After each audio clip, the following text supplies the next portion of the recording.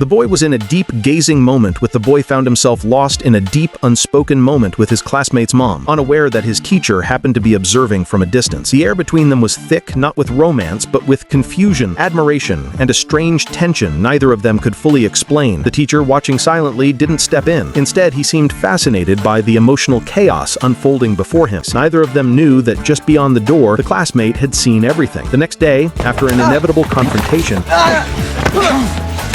Peter realized he could never return to that house again. His guilt and heartbreak pushed him to seek closure. He went to see his classmate's mom, asking if she would leave everything behind and start over somewhere far away. The world was wide, and maybe, he thought, there was still a place for lost souls like them. But she gently told him the truth. She never felt what he imagined. Her care had always been motherly, not romantic. She told him to focus on his future, to learn from his mistakes, and to reach out if he ever needed guidance. In that moment, Peter finally understood. It wasn't love he had been chasing, but his own reflection, distorted by obsession and loneliness. The one who had pushed him down this path was his teacher, who had once encouraged his unhealthy curiosity in the name of observation. Determined to confront him, Peter visited the teacher's house one afternoon.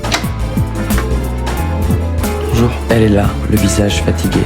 The teacher's wife answered the door, recognizing him instantly from the essays her husband often shared. She saw in him the same restless curiosity she once noticed in her husband. She invited him inside, wanting to understand what drove such intense fascination with watching others. But as they spoke, Peter quietly observed her every word, every hesitation, realizing how much people hide. Later, he turned that encounter into another essay. When the teacher returned home and read Peter's latest work, he was struck silent. Every line mirrored his own moral downfall, as if Peter had written directly from his conscience. Days later, Peter visited the teacher one last time. He said he was leaving town, ready to begin again and escape the endless cycle of watching and being watched. In the final scene, two figures sit on a quiet park bench, no longer consumed by desire or guilt, but by the bittersweet peace that comes with letting go. Across the street, life continues as usual, framed through the reflection of a window, a final wordless farewell to their old selves.